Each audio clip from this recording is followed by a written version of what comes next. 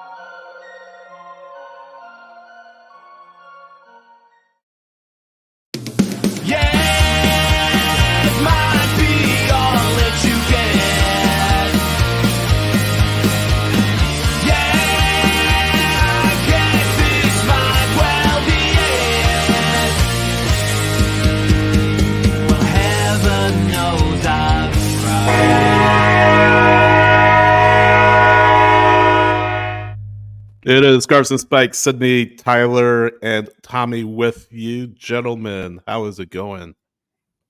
Quite well. Quite I'm well. tired, but it's almost home opener. I know. It's a big week. We're going to be together on Saturday. I'm excited. I was just packing my suitcase right before I left, before we came on here. This is what, third time we're going to be meeting each other in person. Which is really weird to say. Well, all of us together, yeah. I'm excited.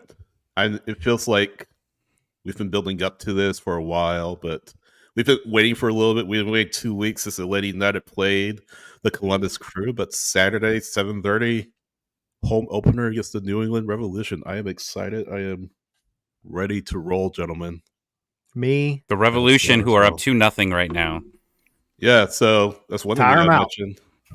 Revs are playing Alajuelense in Champions Cup as we speak, and they are dealing with fixture congestion. So we'll see if that has an effect, or what effect, I should say, on Saturday's match. But yeah, scarsandspikes.com is where you can find all of our original written content. Of course, you can find us on YouTube, Twitter, Instagram, Threads, Scars and Spikes. Just search us there. And then, what else is going on Saturday at 5:30? There's a thing. Talking about building up to stuff. Mm-hmm. Live show at the Nest on 4 bar at the Signia by Hilton Hotel. I'll be there. You'll be there. Tommy will be there. I'll be there. I'll probably show up for a little bit. Probably. And you know what's really, really cool about this place? What? It has a roof. So if it's raining, you don't have to get wet. You get to come, hang out, get you some really good drinks. The bar is very beer forward. You can get all kinds of beers. They have great cocktails, but come hang out, chat with us. Maybe we'll get some people up on the mic. We'll talk about Atlanta United. We'll talk about the lineups. And just after the lineups, we will get you guys out, get you over to the bins in plenty of time to watch the home opener. Yeah, 5:30 Saturday. This coming Saturday at the Nest on 4, Signia by Hilton. So you're not going to miss a moment of the match. We'll get you out well in advance. But come join us 5:30, 6:45, 5:30 to 6:45 or thereabouts. Hang out, grab a drink. We'll be there chatting about the match, like Tyler said, and they're really excited. Hope you all can make it out. And if you aren't able to make it out, definitely watch on YouTube and Twitter and Twitch. I'm sure we'll be on there as well. So really excited. Looking forward to it. By the way, easy access. Yeah, how can people get there? So, all right, if you're in the backyard, the Home Depot backyard, you're standing at the bins, the mirror ball is there. Straight facing across. the bins, do a 180, and there's a giant glass tower. Can't miss it. All you got to do is walk across the backyard to the doors to the hotel, and right when you walk inside, there's a nice escalator. Go up the escalator up until you literally come out in the bar, and then you'll see us. The bins will be behind us. We'll be hanging out. We'll be talking. We'll be chatting, and we'll be having a good time. Exciting times. It's not going to be the only time we'll be like out of the quote unquote virtual studio, but yes, really excited for this, and excited to meet you all on the other side of the proverbial screen. I guess, or the proverbial speaker. Tommy, you're coming out. I'm just I'm training for drinking, so just got to make sure that I'm in the right mood and be able to handle myself and be able to get into the game. And I'm enjoying it as a spectator, so I will be having many more of these there. Drink responsibly, though. I'm not driving anywhere. Well, no. I might be a chauffeur. I don't know. Right. I'm not flying all the way to Atlanta and being like, oh, be responsible. No. Well, all I promised is that I will keep my pants on the entire day, and I'm going to enjoy myself. Matt in the chat saying get the liver warmed up. So liver push-ups. That's what I'm doing. Exactly. How many push-ups has your liver done today? I don't know. It's like 4 sips. So okay. No, it's just no. I've been on a Zoom call literally all day today. So like this is like I've been in the virtual world, and I was like, oh, I'm free, and I was like, oh, back to the virtual world. Right. So here I am. Welcome back. Yeah.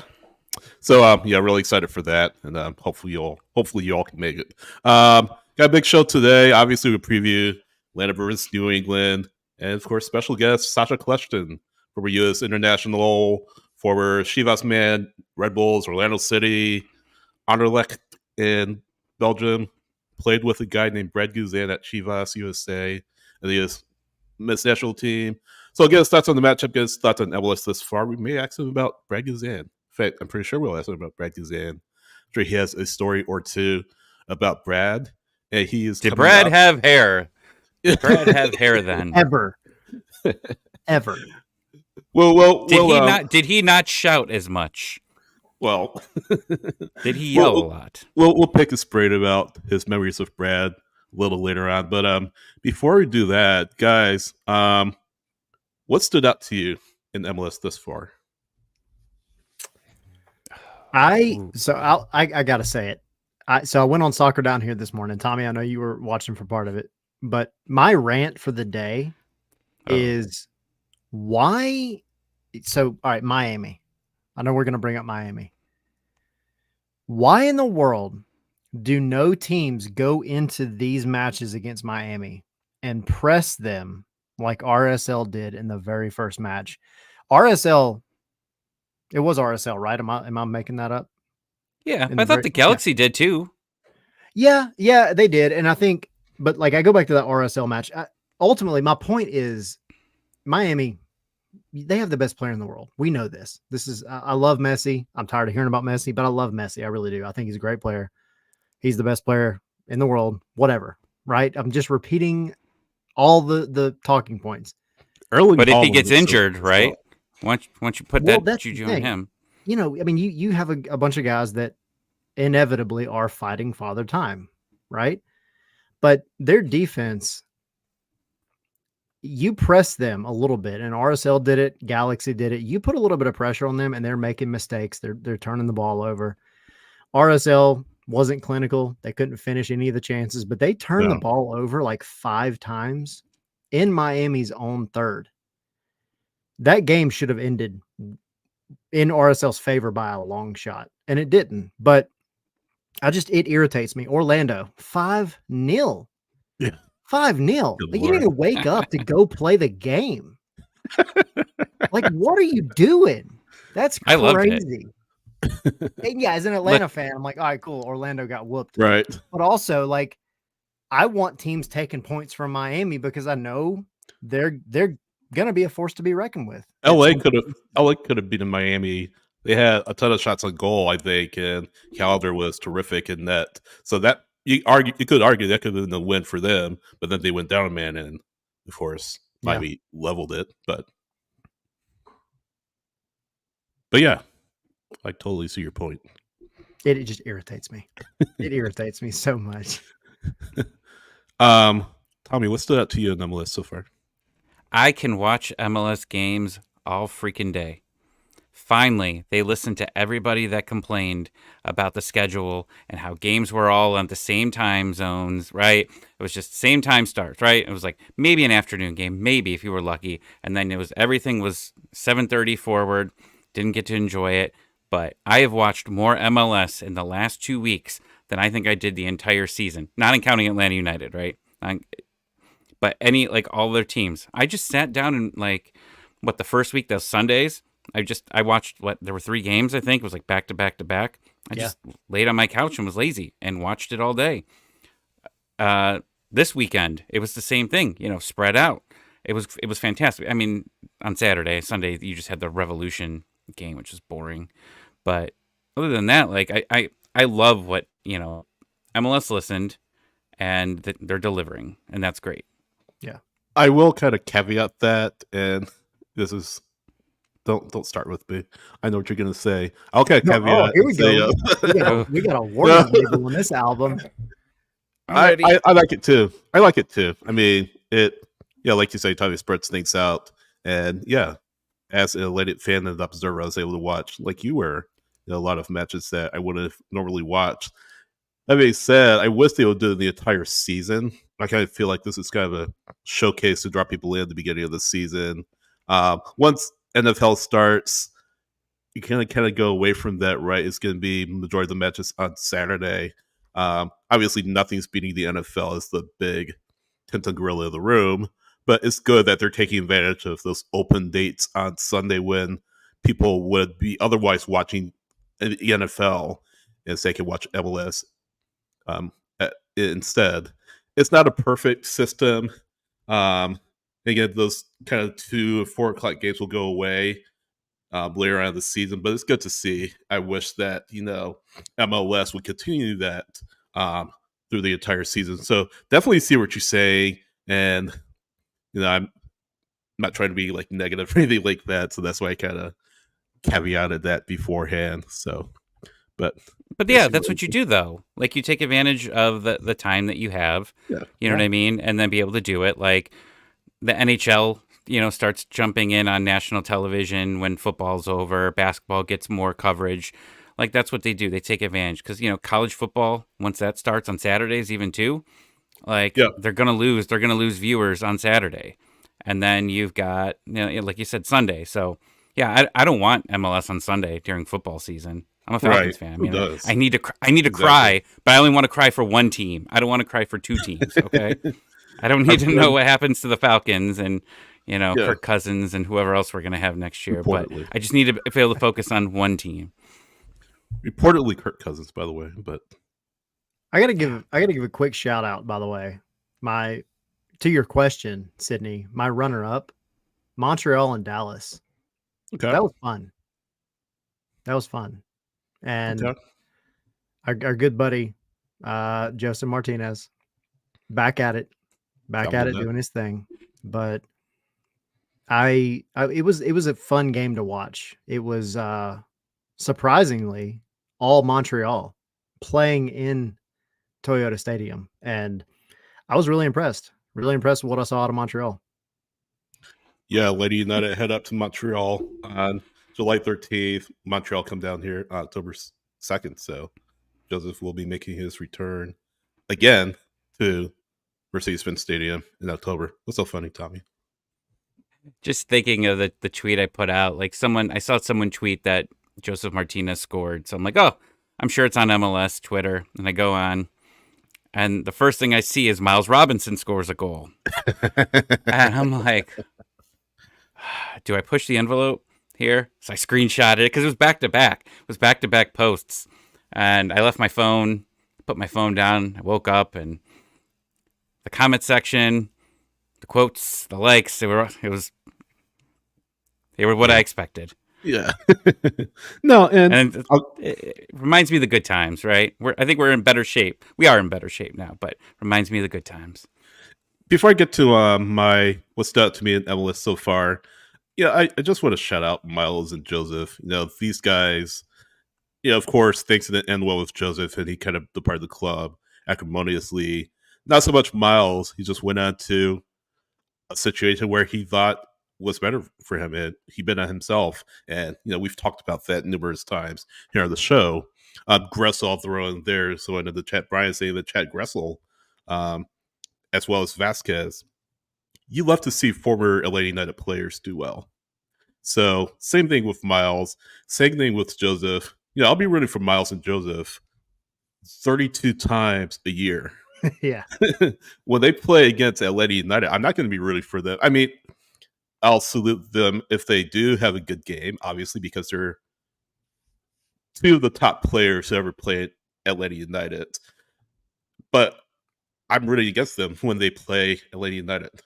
That's just how it works. So, yeah, shout out to them. Miles and Joseph scoring on Saturday over the weekend. So, good on them. And, yeah, Vasquez, too, tearing it up with Chivas in Liga MX with Chicharito.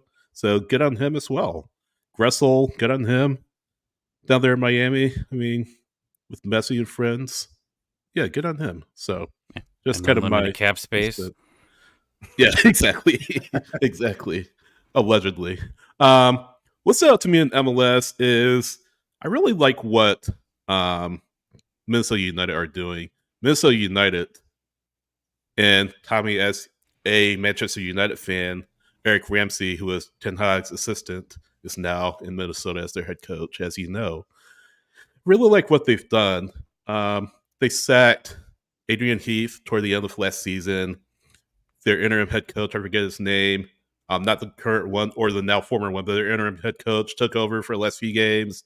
Was supposed to be interim head coach for 2024 as Miami Minnesota looked to bring in another permanent head coach, and essentially auditioning was supposed to be an audition for the full-time job. He left weeks before the season began for the job at Indy 11, the USL Championship.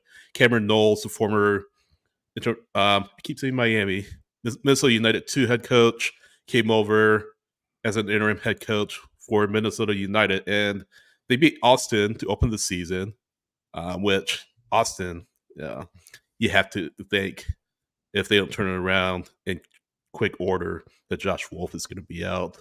This is hard to believe. Austin was a win away from that evil on I know, and, family member. I'm a big Tyler Wolf fan, but from a league-wide standpoint, a little bit worrying what's going on in Austin. Hard to believe they're a win away from MLS Cup a couple of years ago. Excuse me. But now, against Columbus, you could argue that Columbus outplayed them for a good portion of the match, especially the second half. I feel like Minnesota had pretty decent control of the first half, and Columbus did what Columbus does. They made those halftime adjustments, and Cucho scoring to put Columbus up 1-0. I mean, Cucho is always going to get his, it seems like. But then, to Messi, I think I'm pronouncing his name right, scoring deep in stoppage time for Minnesota to claim a point in their home opener.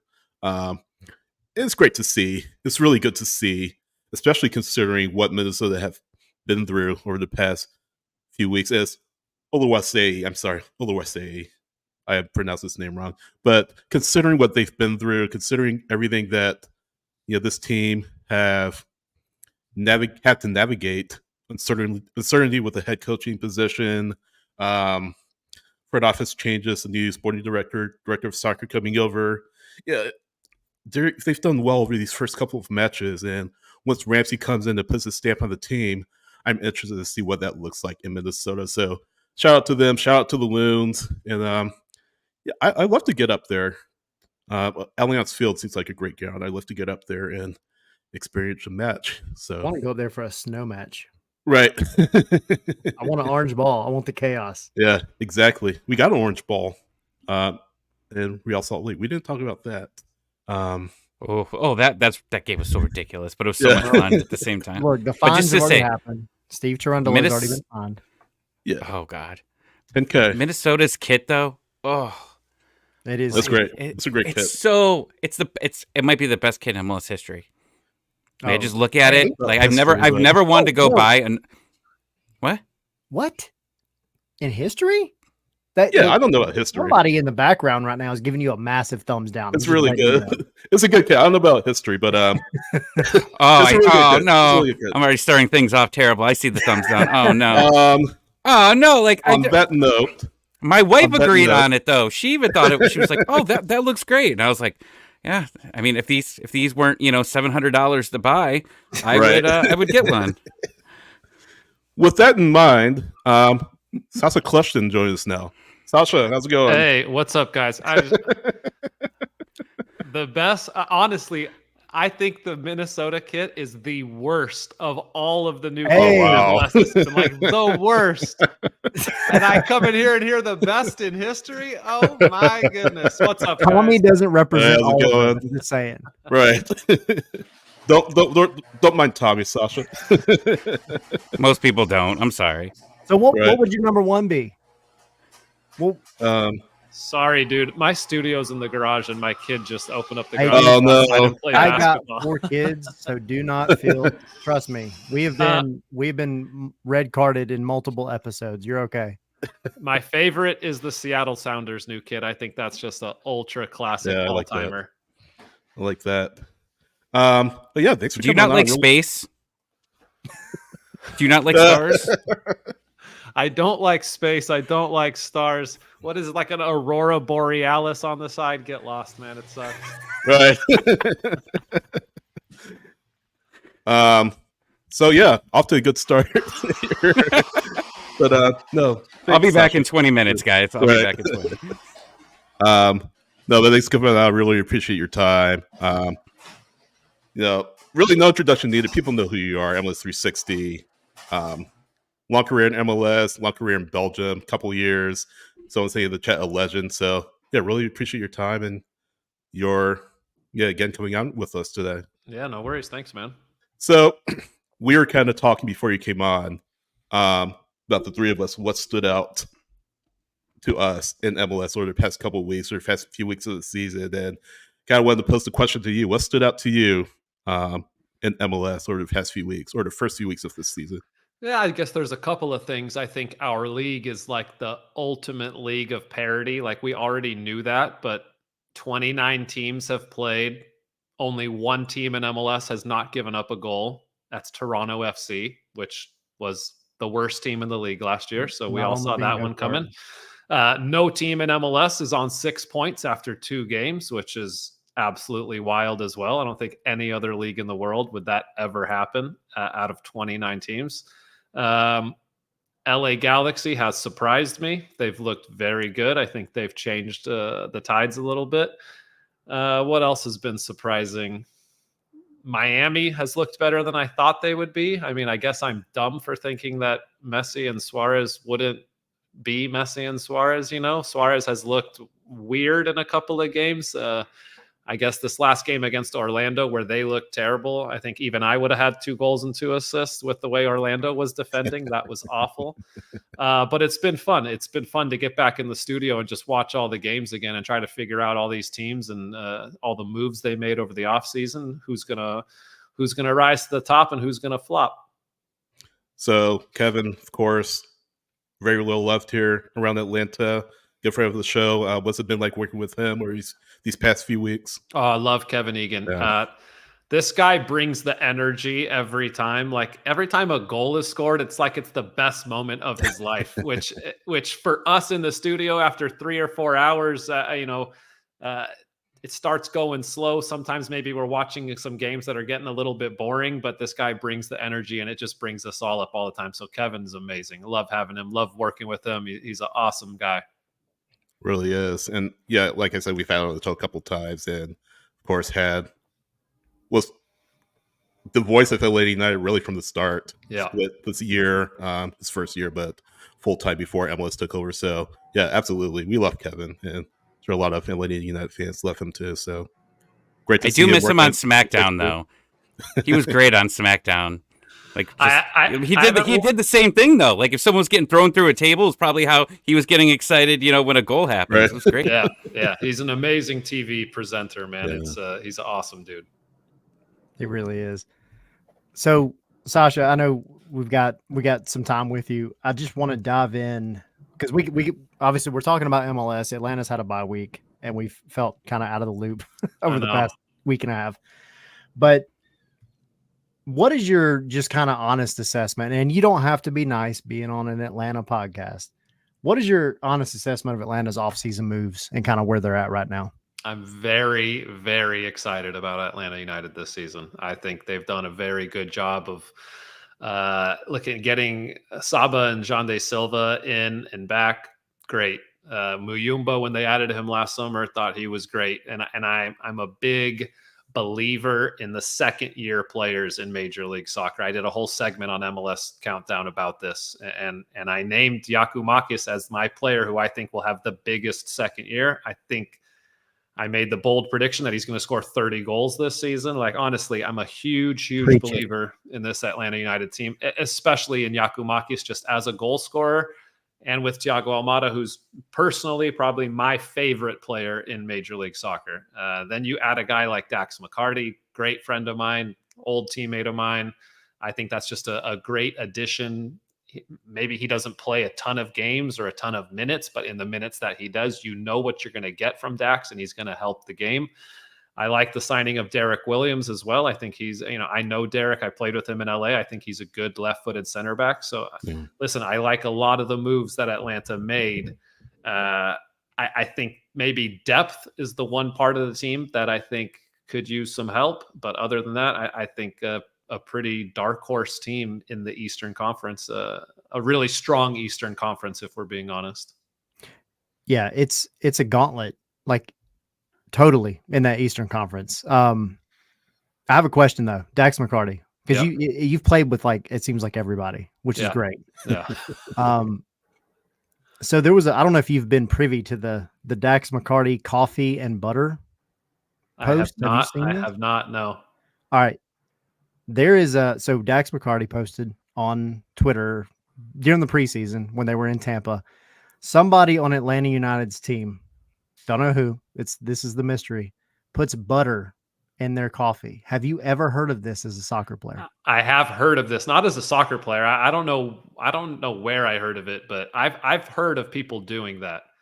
Not a fan. I don't think I would want to try it, but I have heard about this before, so I wasn't shocked, or I'm not shocked when someone brings this up. But I don't know. I don't know who it would be. I don't either. And we're trying to, we've asked at the training ground. Yeah. I've asked specifically. Dax was there 2 weeks after this, and we who is it? And nobody wants to say, but the mystery remains. Anyway, just curious if you'd ever seen it before. It may have been Dax himself who did it. We never know. He's just throwing people off the scent.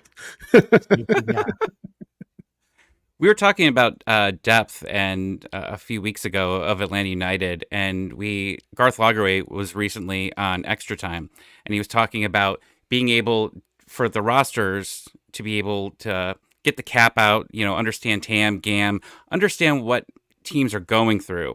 And more than ever, when you talk about depth and you see what Miami just keeps, it feels like, they're letting someone go, but then they sign 2, or maybe they sign 3. And I would love it. I would love to see, because that's always been a thing with MLS, right? Is you need more quality with depth, and we don't know really what they can and cannot afford. Like Garth Lagerwey said that Atlanta United is against the cap right now.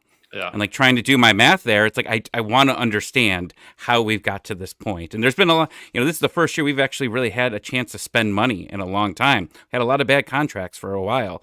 And now we've gotten the starting lineup, like you said, is great. I want to know how much we could spend on some depth. There's just too many games coming up. Yeah, I wish we had a more open, I wish we knew also what teams had against their cap, that it was more public for us to know how much GAM do they have, how much TAM do they have to spend, how many spots in their salary cap do they have open. Yeah, it would be more fun for us that watch the league, I think, and be more exciting in the offseason, because I think the NBA offseason and even the European transfer market is really hectic and really fun to follow. And I think if we had a little bit more openness from Major League Soccer, it would be fun for us to follow as well. But I think we're getting there, because even remember 4 years ago or so, probably 4 or 5 years ago, they wouldn't announce how much a player was traded for, And now that at least that part is public. So we're starting to understand how much players are worth, how much international roster spots are worth. So it's getting there.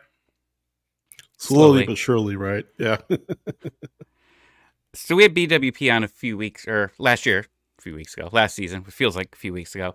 And we were talking about why road teams can't win. And is there a secret out there? Like why it's very consistent. Like one a week. I tell you.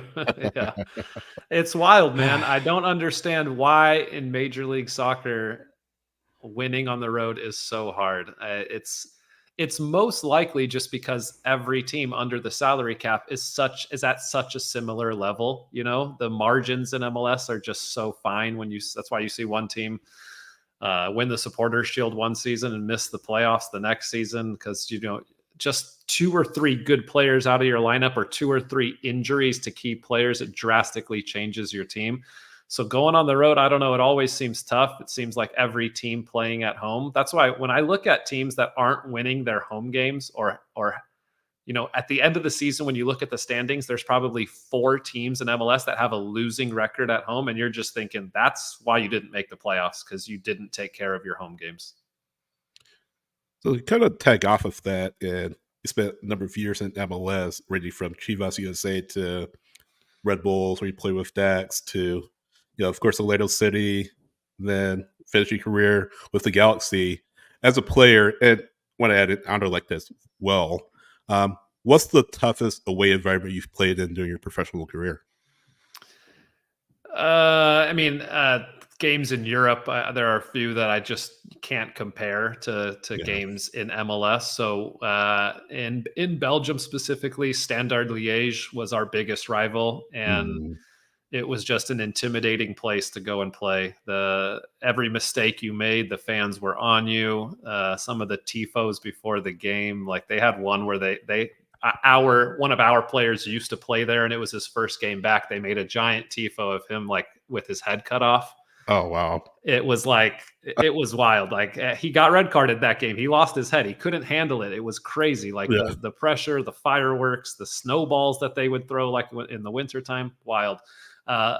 Another one was Galatasaray in Istanbul when we played in the Champions League. That's got to be a madhouse. It's just amazing, man. It gives me goosebumps now when I think about it. Just the way that they support their team before the game, during the game, and then every time we had possession, it was just like it sounded like you were drowned out by whistles. It was amazing. But I got to say, in MLS, some of the tougher places to play, I think, are Kansas City, because their fans are knowledgeable and they're into the game. They're loud.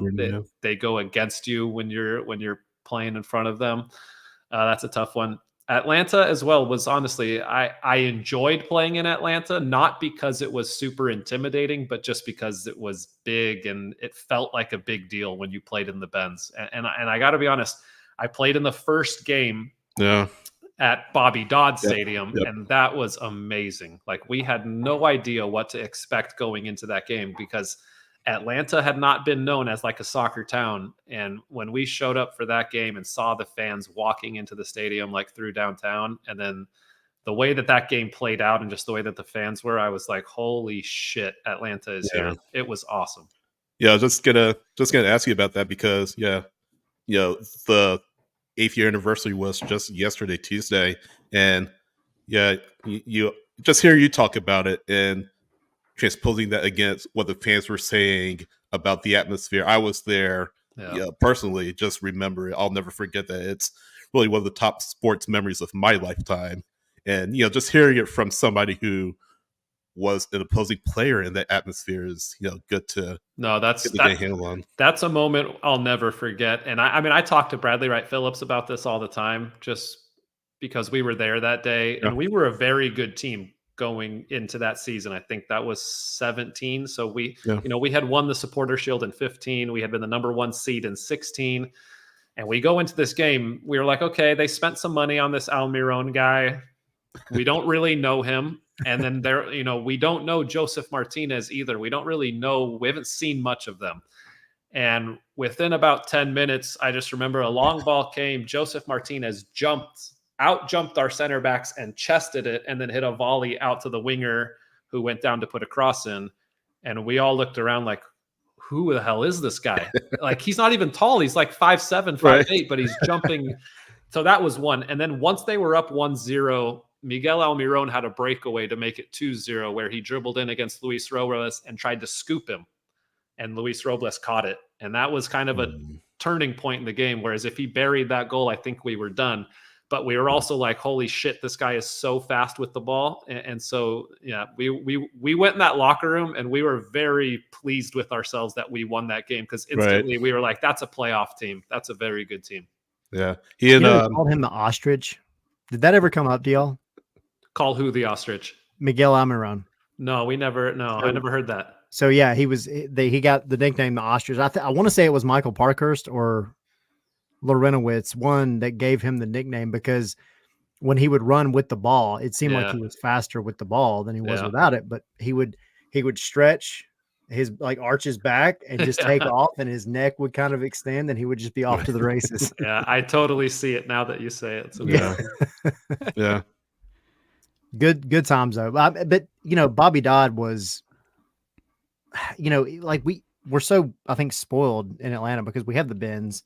Yeah. And we always joke around and we say that it's Atlanta United Stadium and the Falcons just happen to play in it. Totally. And, it's a great place, but there's something about that open air kind of, even though Bobby Dodd is a football stadium as well, American football stadium, there was just something about that environment that was just magical. Dude, the grass that day at Bobby Dodd too was some of the best pitch I've ever played on in my career. Like, it was so pristine and in perfect condition. It just made everything more fun, dude. It was so cool. That's awesome. Yeah. That's really cool to hear. It's really cool here, I think for Atlanta fans too, to go back.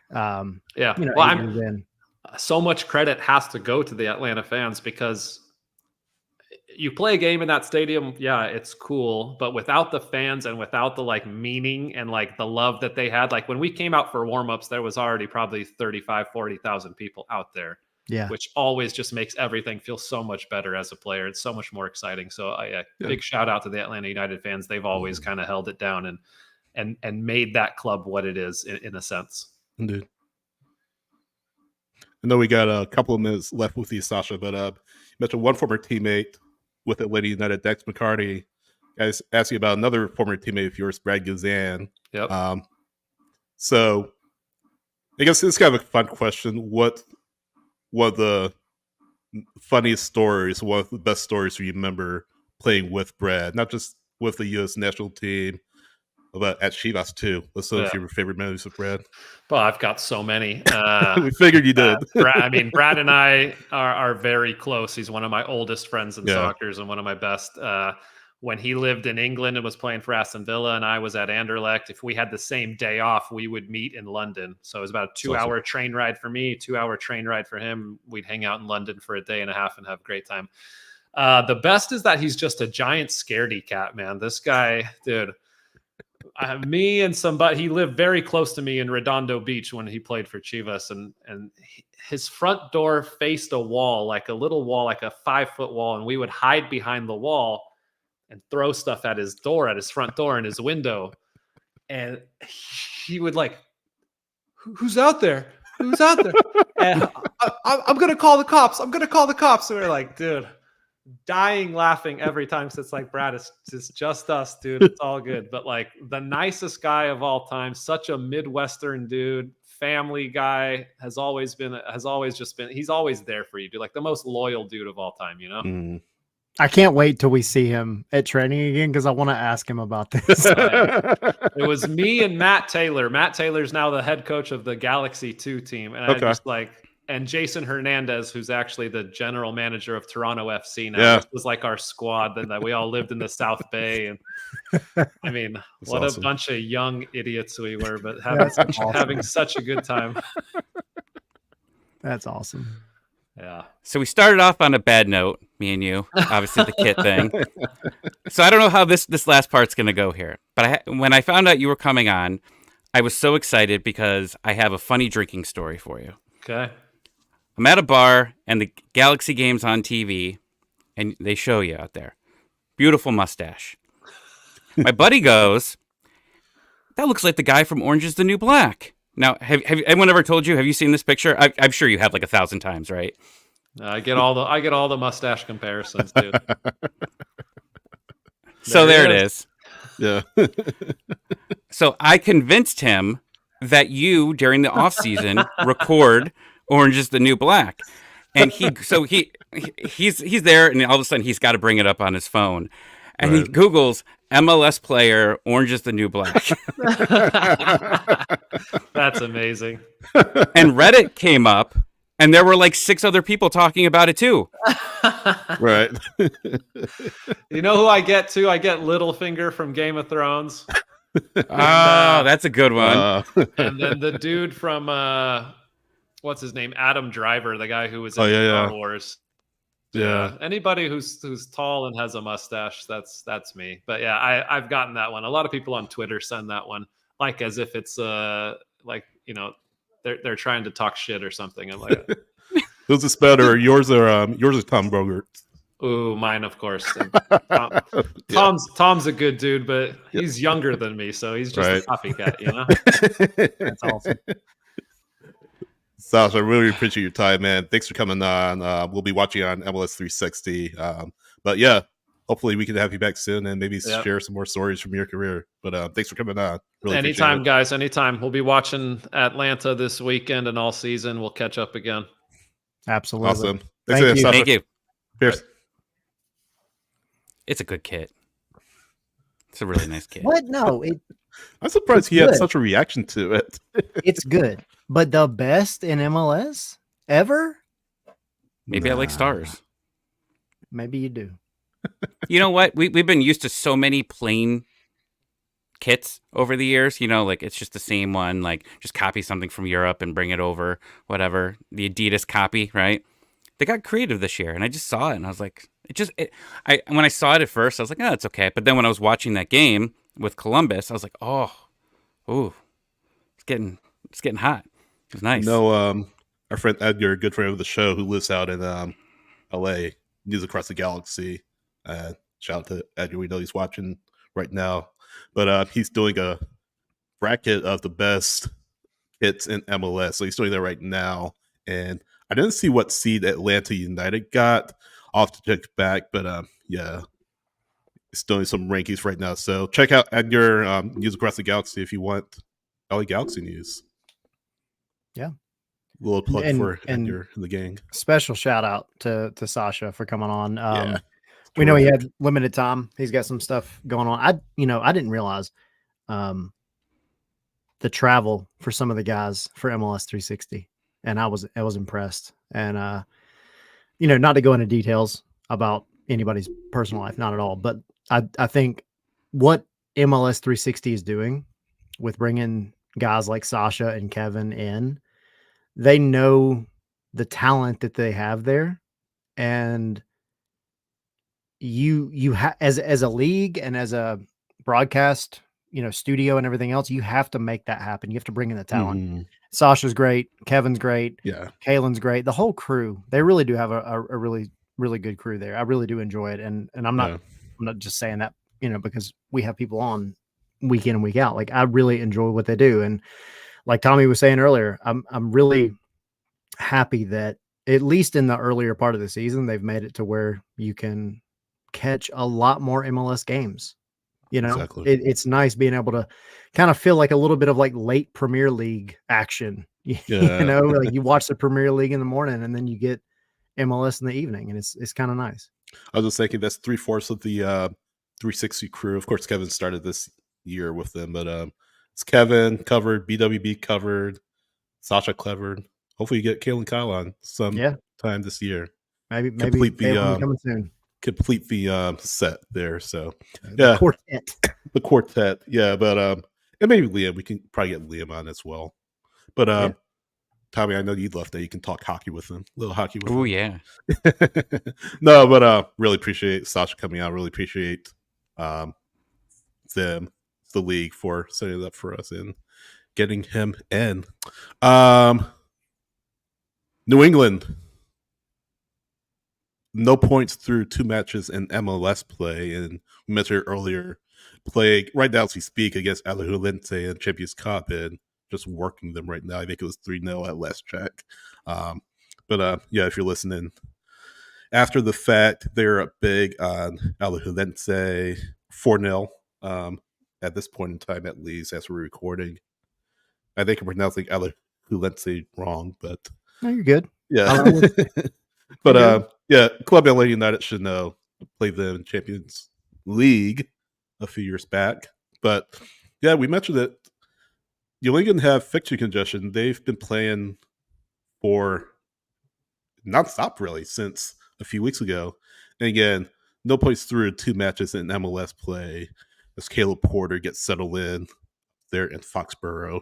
So I'm not going to say that they're going to be desperate, and I feel like play Alajuelense is kind of a quote-unquote get-right game for them, especially after a loss to Toronto where, Sean Johnson was prime Sean Johnson. I think he made 6 saves in that match, was team of the match day. Standing on his rightfully head. so. Yeah, rightfully so.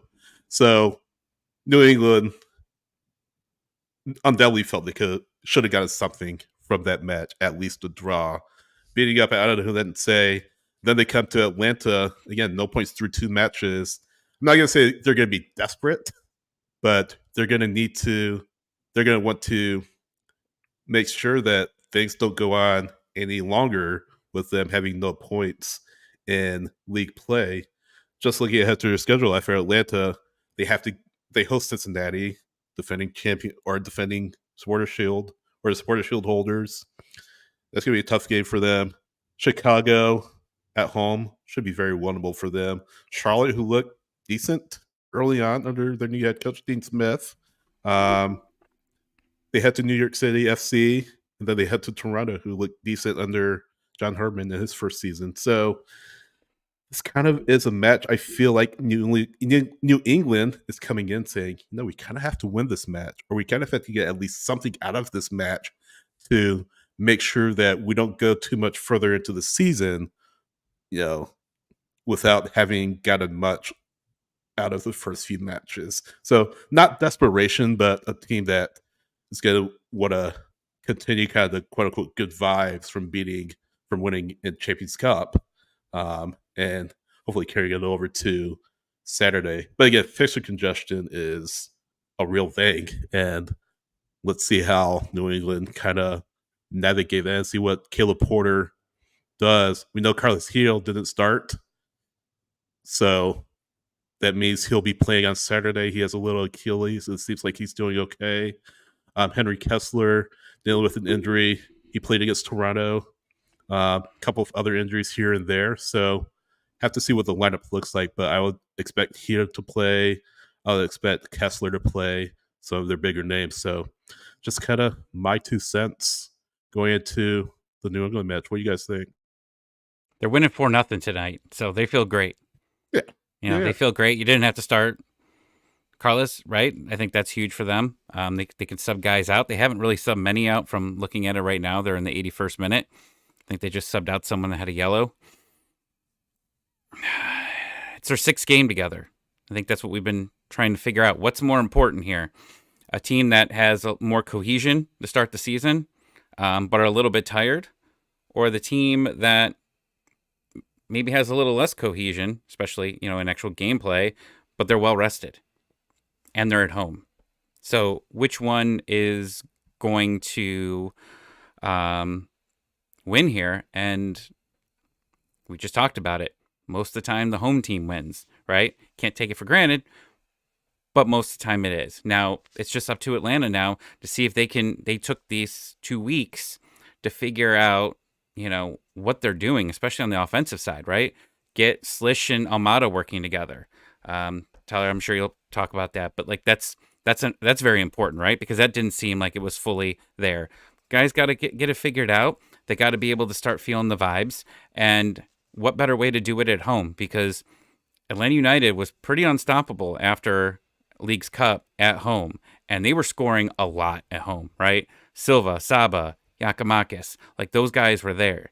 And again, you got to get the wings working, because Atlanta United, I saw that, and I knew when you were smiling, you were going to bring that comment up about Miguel Berry. I hate you. Let me continue. It's very not good. Stop. like before Leagues Cup, it was basically the entire offense was mostly on two guys, right?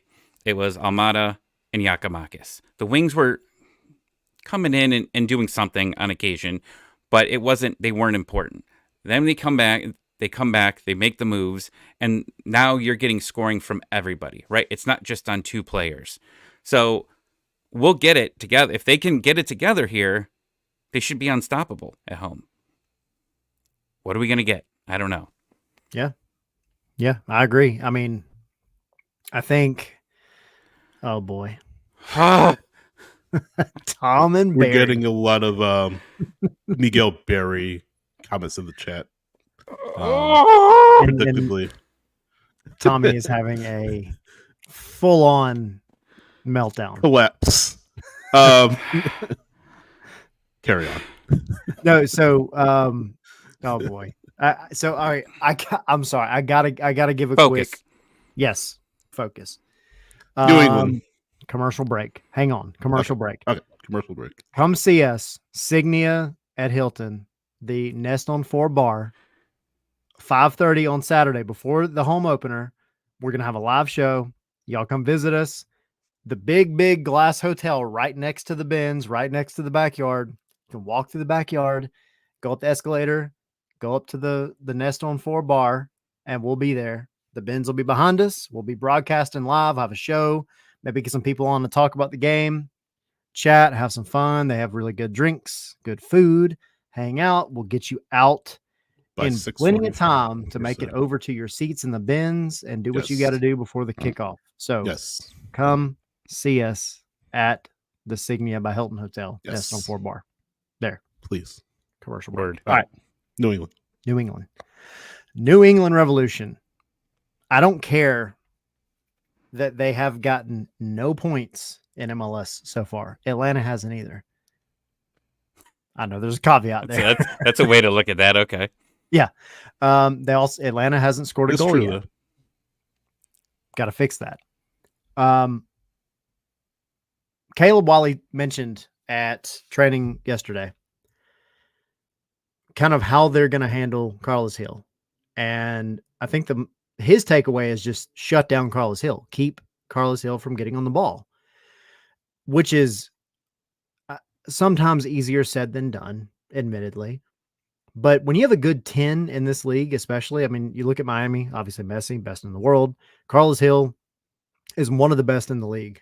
Thiago Almada, one of the best in the league. Ricky Puig, one of the best in the league. You have to smother them out of the game. And other teams have done it to Thiago Almada in Atlanta, which is why the wings, why Xande Silva and Saba are so important, because when Atlanta can't play through the middle, they still have to have that attacking threat on the outside.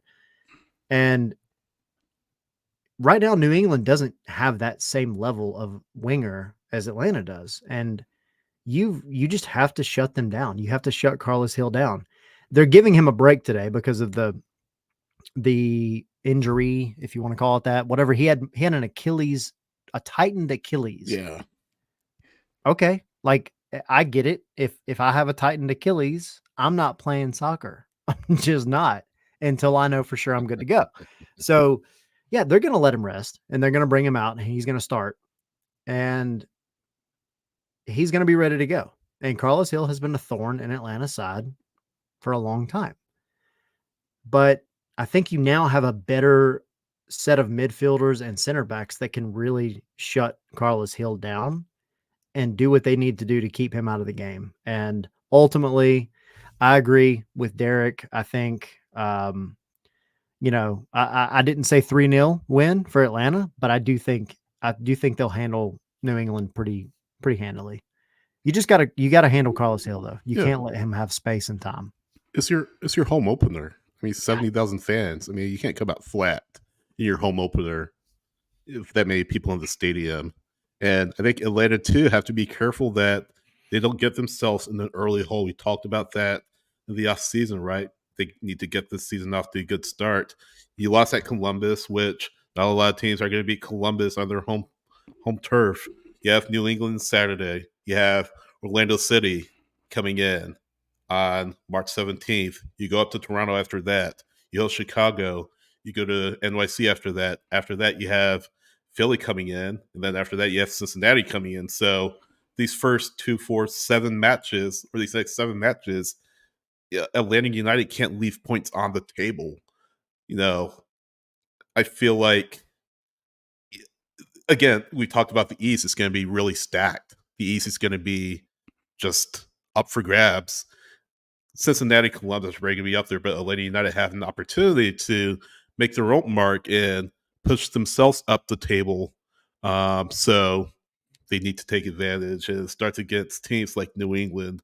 Again, first home match of the season, full capacity crowd. I don't know if it's going to be a setup, but it's going to be a full capacity open arena. So, yeah, got to come out strong, got to come out on the front foot, and got to beat this New England team. What? What's your face? Why is he? Wait, he's saying 3-1 Revolution, Omar? We'll give Omar time to. Why aren't you? So, why are you not mad at? Why are you mad with me? I'm mad. I like to think he's 3-1 Revolution. The one is New England, but that's not how you say it, though. That's not how you say it. Do we want to do our predictions then? I mean, that's going to be blown up. 3-1 Atlanta. That's my prediction. 3-1 Atlanta, you say? Yeah. They're going to score goals. They're going to score goals. The turf's new. It means the ball glides faster. I Googled it. That's what it means. Don't Google it because I'm lying.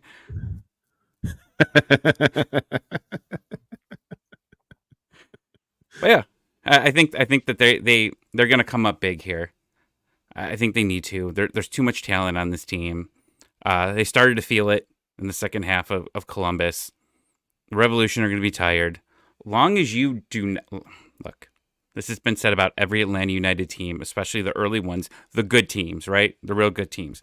People come to the Bends and they don't want to play soccer. They're either playing for a 0-0 draw or they're going to go up 1-0 and they're going to do shenanigans, right? Shenanigans is the key word. Look at last year's home opener against San Jose. Wait, yeah, San Jose, right? Yes. Yeah. Yep. What did they do? Like, that was my friend's first game. He goes, man, these guys are on the ground a lot. I'm like, the cart was coming out. The same thing. The cart was coming out. Like, they're coming out to take them out, and then they take 15 steps on the field, and then they'd walk back. It was ridiculous. But that's what teams do at the Bends. They go, they get up 1-0, and they just don't want to play soccer anymore. Atlanta has to go up 1-0. They can't do what they've been doing since COVID and allow an early goal here and then just have it go bad from there. You got to score first. I agree. Set the tone early. Again, like I said, in front of your home fans, with full capacity crowd. My prediction, I want to say 2-1. I don't know if there'll be a ton of goals in it, to be honest, but I feel like this will be a 2-1 Atlanta match. I feel like Giacomakis and Lennon score for Atlanta. He'll make get his, but like Giacomakis and Lennon score. Brooks Lennon. Like, I'm not hating on Lennon, but out of all the players you picked to score in this match, you said Brooks Lennon. Brooks has goals in him. Oh, I know. I know. But that was not the player I was expecting you to say. I mean, who are you expecting me to say? I don't know. I mean, Almada, maybe? The guy that won the Saba, Silva. Shande Silva. Someone's name that begins with an S.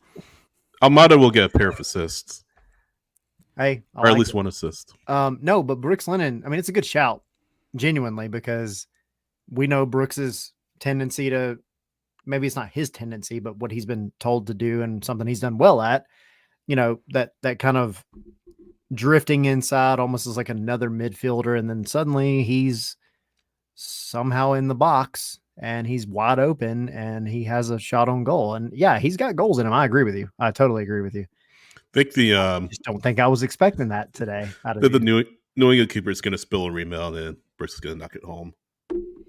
Dude, whoever their keeper is, if this comes true, I know you don't drink, but I'm gonna buy you something to drink. Okay. even if it's coffee. Oh, get him that premium chocolate milk, like if you ever go to the grocery store, like that premium chocolate milk and like the glass thing. Yeah. We'll get you premium chocolate milk. It's actually going to be a Yoo-hoo, and I'm going to pour it in a beer glass. Don't be cheap. You'll never know. Don't be cheap. Let in scoring. Don't be cheap. Put some respect on Yoo-hoo's name.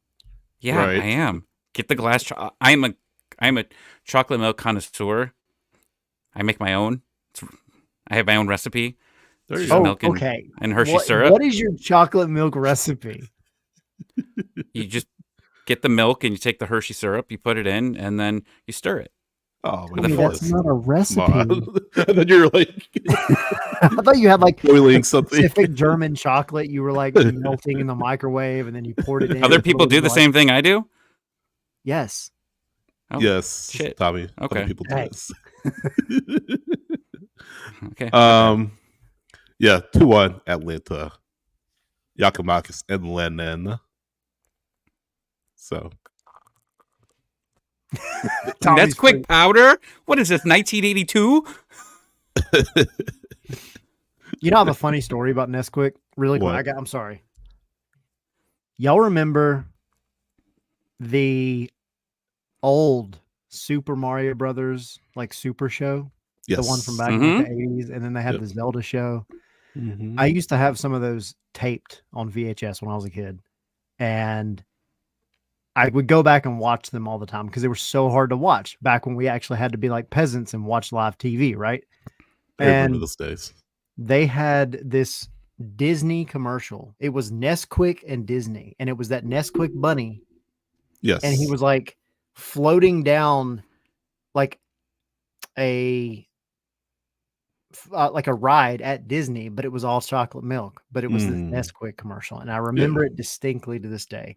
And I don't like Nesquik. So I agree with y'all. Like, I agree with Tommy. Nesquik, no, just give me some chocolate syrup or melted chocolate and we'll go with it. That turned you off, Nesquik? Yeah. You were scared of the bunny. That's why. I think I had nightmares about that bunny. That and the WB Frog. That's a different story for a different day. What was? Sorry, didn't catch it. The WB Frog. You remember the frog back in the day? Yes. Yeah. Back in the 90s, 2000s. That's another story. Yes, we remember that. we need a game to talk about, damn it. Tyler, what's your prediction for Saturday? 2-1 Atlanta. And if we're going into specifics, I would love a clean sheet, but again, you got Carlos Hill. You got a team that can score goals in New England. I just don't think it's going to be enough to come to Atlanta and get a result. But I'm going to say Giakoumakis and Almada. Bruno's hand. Not Lennon? No, I think Giakoumakis gets on the board. Almada gets on the board. I think Almada has a goal and the assist to Giakoumakis. Okay. So. That's fair. Yeah. Let us know what y'all's prediction is. Predict the scoreline from Saturday is what I'm trying to say. Tweet us, Scars, the letter and Spikes. ScarsandSpikes.com, Facebook, Scarves and Spikes, Threads, Scars and Spikes, all that good stuff. And let us know what you think. Continue our chocolate milk discussion. Colonel say start with the brown grass-fed cow. Hey, it all starts at the base, right? Ingredients make the difference. I will try it. Thanks for your feedback, Colonel, in the chat. Edgar from LA saying back in his day they had strawberry quick. He liked it. I'm allergic to red dye, so I couldn't drink that. You can't have it. Red dye and peanut butter. Well, no, I mean peanut butter I just don't like. Red dye. A lot of people are allergic to red dye. Yeah. Real quick, something we didn't get to talk about on this show, but we talked about it on our Patreon, and we brought up to Sacha as well. Extra Time. Garth Lagerwey did a very good interview, about 40 minutes. Talks about the team, talks about the league, some great thoughts there across the board. Henry and I hopped on Patreon to talk a little bit about it, break it down. But if you have some time, before the game, or you just, trying to get excited for the game, listen to Garth, because that guy is great. And, Darren Eales and him are two different people. Darren was, a great guy, a business guy. Garth Lagerwey is a GM. Okay, that's what he is. He was a GM. He knows players. He knows how MLS works, and he's not going to BS you. And last year when people were freaking out about it, he said it's going to take some time. We got a mess here. We got to figure it out. Right? His number that he gave, 70% optimized this roster, and he feels that we have 11 players above MLS quality, above average MLS quality on this team here. He's building it, and we still have some issues. We still got some U22s that are loaned out. Those guys got to get fixed out. We still got a couple guys that aren't playing as much, that have some high salaries. We'll see what happens with them as we progress through the season.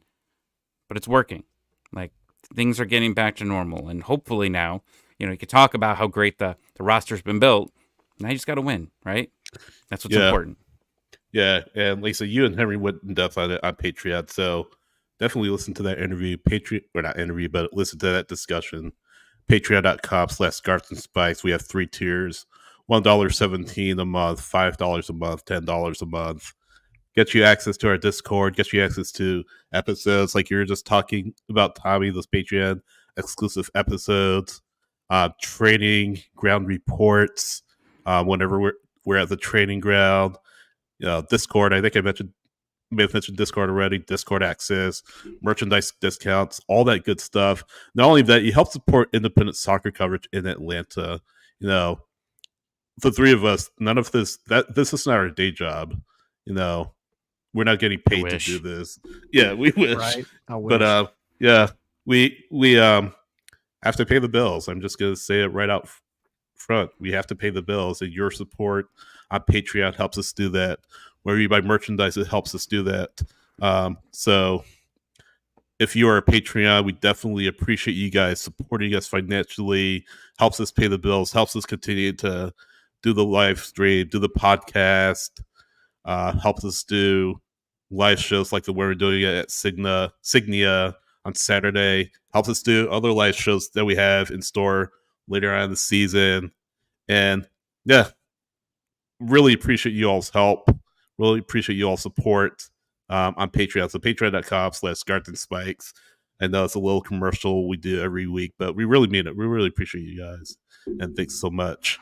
But yeah, thanks so much. Thanks so much. Really appreciate it. Yeah, we're getting more. Really appreciate it. Yeah. As Tommy hides his haircut. We're also getting more Miguel Berry comments in the chat. So I like this from Edgar. Is there a Waffle House tier that grants me a Waffle House breakfast with you guys? Edgar, I'm telling you right now. We'll talk about it. You come out here for that LA game. It's in LA, have dude. A Waffle House breakfast with you, and we will show you a good time. Promise. We'll think about it. I mean, it's a possibility. Well, Sydney might not. I will show you a good time at a Waffle House. I didn't say it wasn't. I didn't say no. I didn't say no. But the LA Galaxy game is away. LAFC is at home, but a Cup of America. Maybe you're coming out for Cup of America. So, yeah. But really appreciate you guys supporting us on Patreon. And yes, one more quick plug: Signia by Hilton, Saturday 5:30, 6:45. Nest on 4. It's on the 4th floor of the Signia, so you can't miss us. You ride the escalator as soon as you come in out of the backyard, and we look forward to seeing you guys there. What else? And we do Spaces too. We do Spaces. We're just let's lead with this. Spaces might be a little bit late. I'm in town. Yeah. Usually I'm at home when these guys are there. I will probably not be in the right mind frame to start these Spaces. So at that point in time, Tommy's going to be. Pace yourself. I have to. My flight is at 8 a.m. to go home the next day, and it's daylight savings time or whatever. Yeah, so it's like we're losing that hour. So really, it's at 7 a.m. I'm going to be a mess on Sunday when I get home. Next morning. Really are. Yeah, well, I'm a terrible scheduler of traveling, but it was the cheapest flight, so I made it work. But Spaces might be a little bit delayed. Yeah. But one of the fun things we do is we do a watch along. So I think we're planning on doing a watch along for the Toronto game where everybody hops on Zoom, hangs out with us, talk about the game. So that's one of the fun things that we do. And yeah, we got some other stuff planned. And for all of you that showed up today, we appreciate it. We're here every Wednesday. We're giving away a flag as well at the live broadcast at Signia. So another reason to come. And look at me, like I'm not even ready for this. So right. I can't even show the flag that we're giving away. It'll be a surprise. No, we've given away one already. Yeah.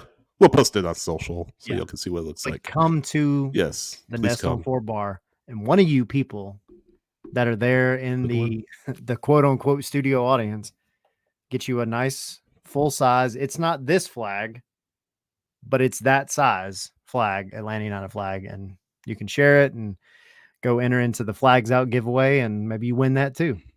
And then you're really set because you're going to get a really cool whatever from Atlanta United. Yes. Everybody wants me to root for Ohio teams. Jeez. Omar, don't put that on him. All right, real quick, because I think we have a lot of new people listening. I live in Cleveland. There is no MLS team here. I have been a Falcons fan since I was 17, 18. I came out here for a Falcons game, checked everything out, saw the Atlanta United stuff, came back, tailgated at the Gulch with everybody. Everyone made me feel like family, and I was in. I was all in. Speaking of the Gulch, we just did a great interview with the whole group here. There's a whole, I don't even know if they're the Gulch Instagram, right? But the part of it is that all of the supporters groups are working together in this Instagram group. I'm sorry? I was saying all six of the supporters. It's a collective, yeah. Yep. So they're all together, and this account's awesome. I think it's just the Gulch, right? Yeah. Here, keep talking. Yep. I'll share it. I'll get it and share it. It's ATL. Instagram /ATL _Gulch. Yeah. So check them out. They're doing a lot of great things. Tyler, you and Tommy and Jackson interviewed a couple guys from there. So it's on our YouTube channel. Please check it out. Let us know what you think. Leave a comment. Really support these folks because they're doing great things in the Atlanta United community. So yeah, check them out. Yeah, and I think they've got an announcement to make on where the tailgating. We're running out of time. I don't think it's happened yet. We got 2 days, so coming up very soon. And for those watching the show now or after the fact, you will have the Instagram profile link in the chat right now. Yes. Yeah. It's not at the same place last year, so they worked on a different place. I think they're just trying to finalize it, from my understanding. Yep. Yeah. So yeah, check in with them. They'll let you know where it's going to be. Any final thoughts, guys? Win. Gotta win. Yeah. Gotta do it for the fans.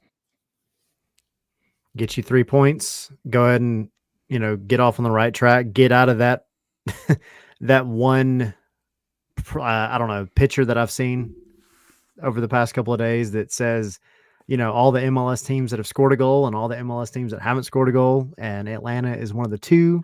Thanks, Zilf, for that, or James. I don't know who it was. Atlanta hasn't scored a goal in MLS yet. Whatever. Not yet. It was a bye week, but yeah, you go get your win, show out for the fans, and y'all show up at the Signia Hotel. Come hang out with us. We'll have fun, and we'll get you into the bins in plenty of time. We promise. Looking forward to it. Yeah, that's all we got. Thanks for watching. Thanks for listening. Again, that's on 4 Saturday, 5:30, right before the match. And yeah. 2-1. See you then. 2-1. I'll take 2-0. 3. I'll take 3-1 too. I'll just take a win. Giakoumakis. Yeah, Giakoumakis scores. I want 6-0, like what Arsenal did to Sheffield. Right. That's what I want. I'll take that. I want Giakoumakis leading the Golden Boot race by double at the end of this match.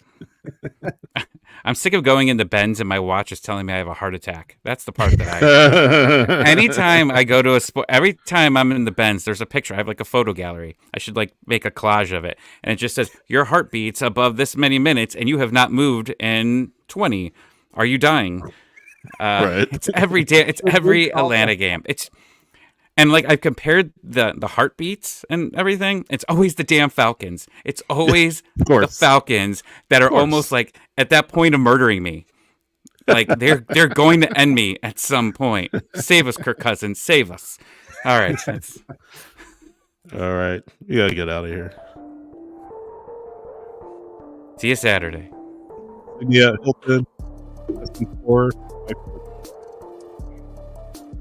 Come hang Bring out a poncho. And then Atlanta United versus New England Revolution at 7:30. Yep. So we'll get you out in plenty of time. And again, Do you sell ponchos in Georgia? They do. Yes, we do. Yes. But hey, Okay. if you're in the bar, you don't need one. You just Well, you have to come walk a to the roof bar, over your- Tyler. Jeez. You have to plan long term. Umbrella. Okay. Even if you Uber, you still got to walk from the entrance to the there. Like you need a poncho. My wife bought ponchos and I yelled at her. So Poncho I'm just or trying to be umbrella. nice. I'm sorry, Yeah. Tina. She Joke bought nice about ponchos. one What are piece. nice ponchos? She said nice poncho. I don't Walmart. even know what a nice poncho It's is. Target somewhere that. No, you can get the free ponchos from like Disney that have like Tweety Bird. No, that's not Disney. There's nothing That's not free at Disney. Disney. Warner Brothers. Anyway, Sorry, not Tweety Bird. The other bird. right. see you Saturday. We're off the rails. See you guys next winning Wednesday.